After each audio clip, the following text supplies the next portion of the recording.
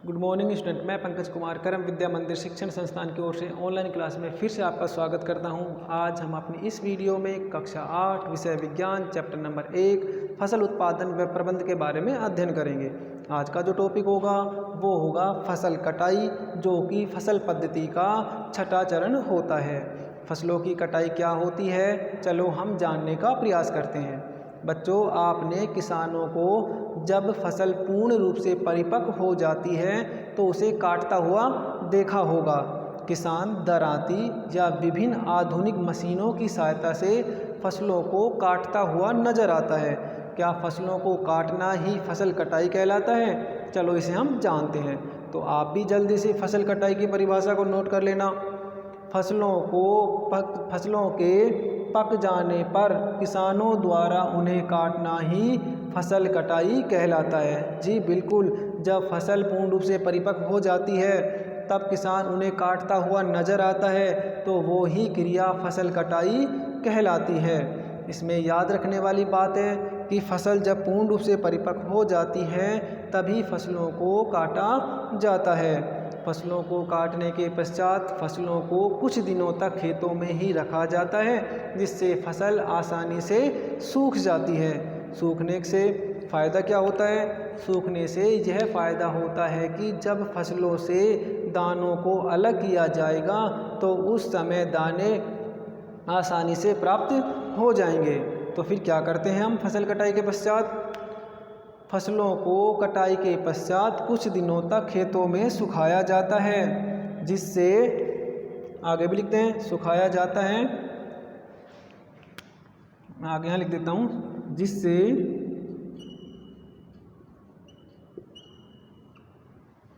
फसलों से भूसे का मतलब होता है दानों को अलग करने के पश्चात जो पादप शेष बचते हैं, पंख शेष बचते हैं, वो भूसे या चारा कहलाते हैं, जिससे फसलों से भूसे व दाने को अलग किया जाता है।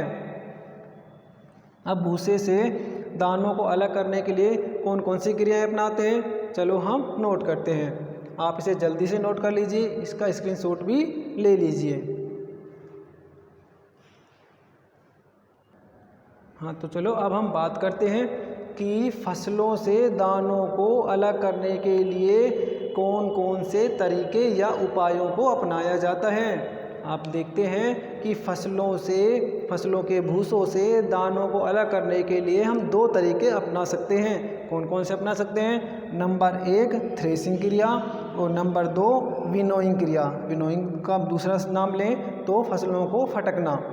थ्रेसिंग क्रिया क्या होती है? फसलों के भूसे से दानों को अलग करना थ्रेसिंग कहलाता है। थ्रेसिंग की परिभाषा कई बार बोर्ड परीक्षाओं में पूछी जाती है, तो आप बता सकते हो कि भूसे से दानों को अलग करना थ्रेसिंग कहलाता है। थ्रेसिंग का कार्य बड़े उत्पादन क्षेत्रों पर किसानों द्वारा किया जाता है। जहां पर फसल की उत्पादन क्षमता बहुत अधिक होती है, उन क्षेत्रों पर हम थ्रेसिंग क्रिया द्वारा दानों को प्राप्त करते हैं। इसके लिए हम आधुनिक यंत्रों का उपयोग करते हैं। उसके बाद आता है विनोइंग या फटकना। इसमें क्या करते हैं? जब उत्पादन हमारा कम होता है, अर्थात हमारी फसल कम होती है, तो हम उन कम फसलों से दानों को आसानी से फटक कर भी प्राप्त कर सकते हैं।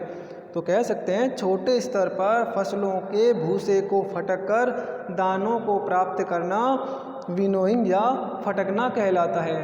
तो इस प्रकार हम फसल की कटाई करने के पश्चात उससे दानों को आसानी से प्राप्त कर सकते हैं। आप इसे जल्दी से नोट कर लीजिए।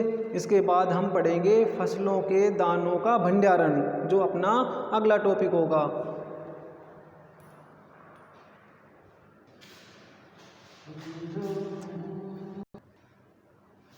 तो चलो अब अपना फसल पद्धति का लास्ट और अंतिम टॉपिक दानों का भंडारण।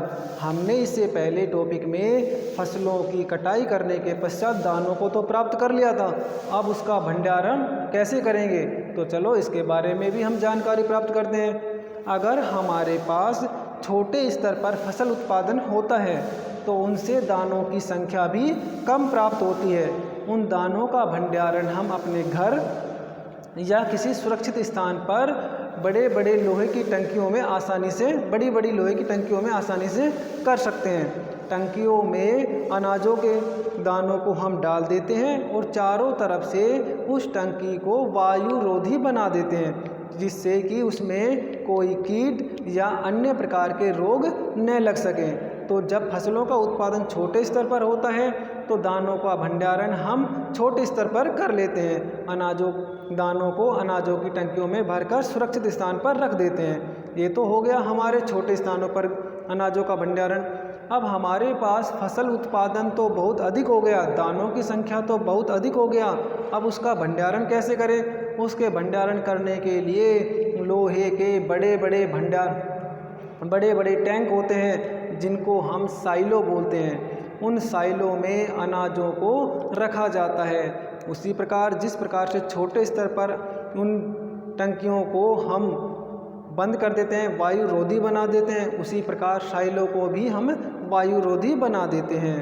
इसके अतिरिक्त अनाजों का भंडारण भी बड़े बड़े अनाज भंडारण गृहों में किया जाता है। तो चलो हम बात करते हैं अब दानों का भंडारण। फसल कटाई के पश्चात दानों को एकत्रित एवं सुरक्षित स्थान पर रखना अनाजों का भंडारण कहलाता है। आप भी मेरे साथ जल्दी से नोट कर लेना।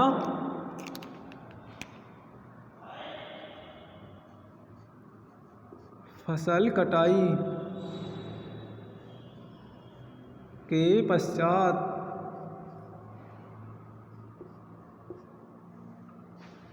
प्राप्त दानों को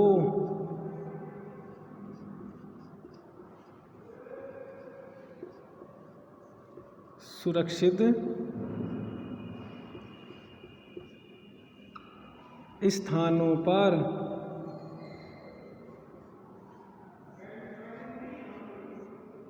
संग्रहित करना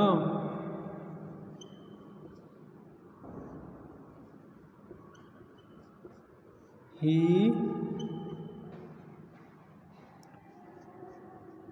दानों का भंडारण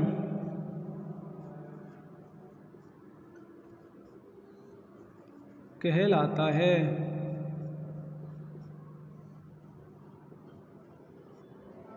समझ गए?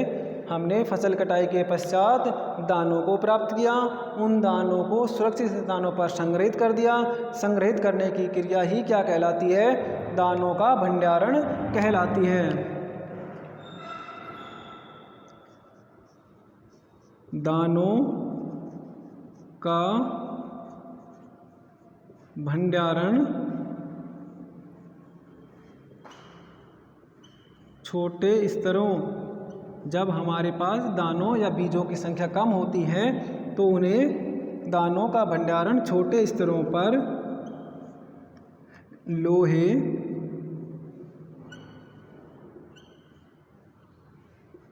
की टंकियों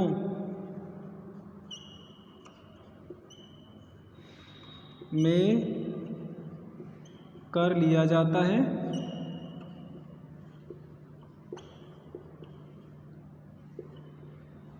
एवं